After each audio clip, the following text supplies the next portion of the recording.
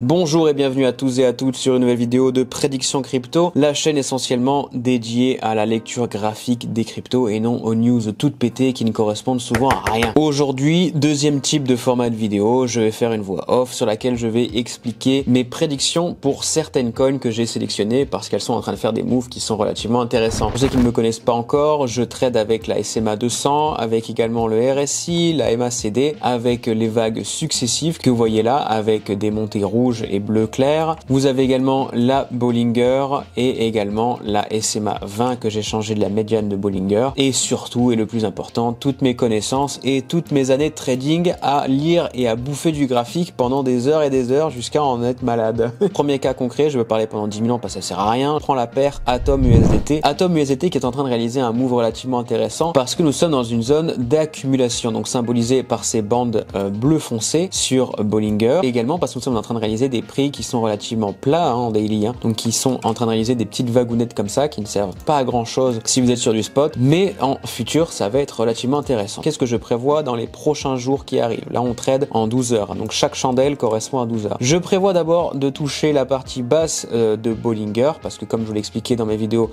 principales, nous avons souvent tendance à venir taper les bandes inférieures et les bandes supérieures de notre Bollinger lorsque nous sommes dans une zone d'accumulation ou de distribution. Ici en l'occurrence nous sommes sur une zone d'accumulation puisque les prix vont sûrement avoir tendance à monter, donc ça c'est ce que je vous expliquerai dans la vidéo. Également cette partie basse de Bollinger qui correspond à un palier Fibonacci retracement qui n'avait pas été pris, donc juste ici, qui correspond au palier 0.786 que je vais tracer également pour éviter que ça soit trop le merdier. Voilà, donc on va avoir tendance à venir sûrement toucher cette partie là, ce point situé dans la partie inférieure de notre Bollinger. Si l'on vient le dépasser, et ça va être là le souci, donc là ça va vraiment être des prédictions un petit peu à la crypto bro, mais si on vient le dépasser, on aura peut-être une tendance à venir toucher le point 0 de notre Fibonacci extension, donc à nouveau cette partie là. Je doute fort que l'on vienne vraiment descendre en bearish sur Atom, étant donné que tous les paliers précédents de Fibonacci ont été récupérés. En 12 heures, ce palier 0.118 qui a été récupéré et ce palier 0.186 qui n'a pas été récupéré, qui n'est peut-être pas forcément intéressant, parce que si vous me suivez, vous savez que je trade uniquement avec les paliers Fibonacci 0.5 et 618 la plupart du temps. Ici, on remarque que tous les paliers ont été récupérés, donc ce n'est pas très intéressant. En revanche, on a beaucoup de paliers dans le positif qui n'ont pas été récupérés, donc on a toute cette grande zone là qui est encore à prendre pour sûrement les mois à venir. On s'imagine forcément un magnifique bull run sur beaucoup de coins, chose qui devrait normalement arriver parce que tous les paliers négatifs ont été récupérés. Donc là, on remarque que cette partie a été récupérée en V, en V, en V, sauf peut-être à la rigueur cette zone que j'avais noté il y a un moment, mais alors là ça serait vraiment la fin, ça serait le bear market absolu et ça serait totalement la merde. Pour moi en court terme, donc on va venir toucher cette partie inférieure de notre bande de Bollinger. Je pense qu'on va surtout faire ça, des aiguilles jusqu'à remonter pour venir récupérer toute cette zone là, et donc toute cette zone là qui pour moi aujourd'hui est la zone la plus importante, c'est-à-dire que nous avons à ce niveau là, on va mieux le tracer, pas comme un Jean-Louis, voilà, à ce niveau là nous avons récupéré la zone 618, la zone 0.5 et la zone 0.3. Donc là on se rend compte qu'on s'est pile poil arrêté sur notre palier 0.618 en 12 heures, mais que si on passe en daily, vous vous rendrez compte qu'il y a encore quelques zones qui n'ont pas été touchées, donc ça va reprendre un poil plus haut.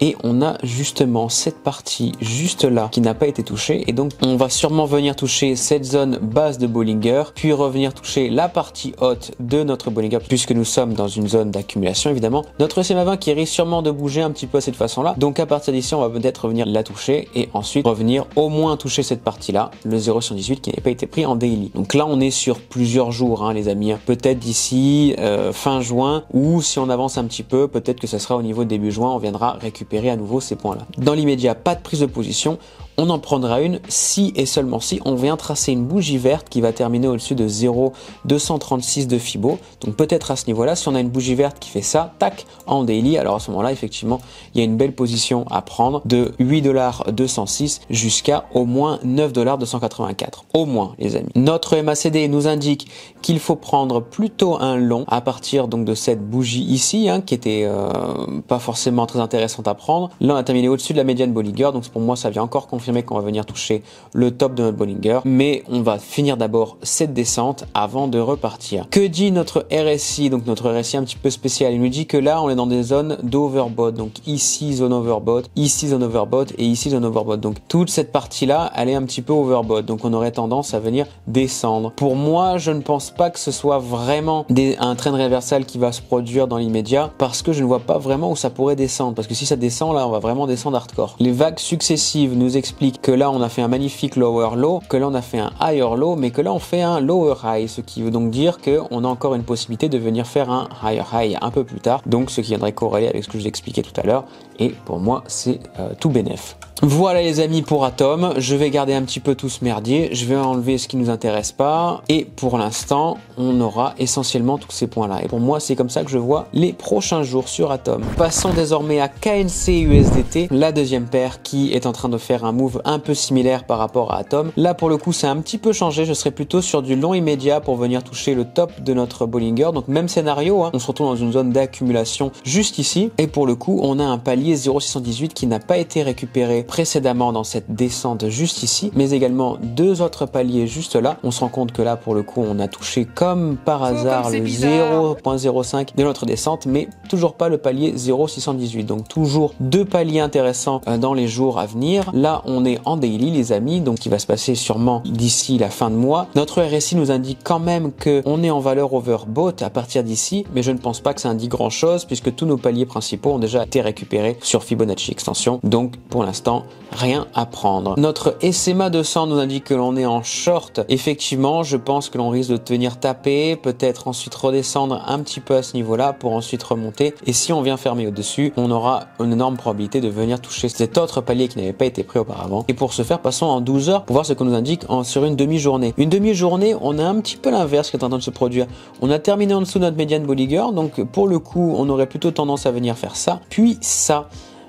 Dans les jours à venir, peut-être d'ici samedi, dimanche. Tous les paliers précédents ont été récupérés, donc là on a fait quand même un sacré lower low, mais ce lower low est très vite remonté, donc pour moi c'est synonyme d'avoir récupéré tous les paliers Fibonacci précédents. Pour moi tout est propice à pumper sa mère. Il nous reste à peu près toute cette partie-là qui n'a pas été récupérée sur KNC. Donc pour moi, KNC qui est toujours pump sa mère dans les jours à venir et peut-être les mois à venir. Je pense que d'ici là, fin de l'année, on devrait réussir à toucher au moins les 1,3$ sur KNC, c'est-à-dire à peu près le double de ce qu'on a fait aujourd'hui. Petit souci de lecture de ce graphique, c'est qu'on passe souvent en dessous de la SMA 200 et qu'on revient au-dessus, en dessous, en dessus. Moi, ce qui m'embête pour l'instant, c'est que là, on est en dessous et à partir du moment où on n'a pas de confirmation que notre SMA va peut-être remonter comme ceci, et ben là on est toujours sur un marché qui peut potentiellement descendre. Alors là pour le coup ça serait la mort de la coin puisque on se retrouverait sur une coin complètement défoncée avec des lower low jamais atteints. Si on passe en 4 heures, on se rend compte qu'effectivement il y a une forte probabilité de venir toucher donc ce palier positif là, donc ça j'en suis quasi sûr que ça va faire ça dans les heures à venir, donc très prochainement, et toujours cette descente là ici hein, les amis hein,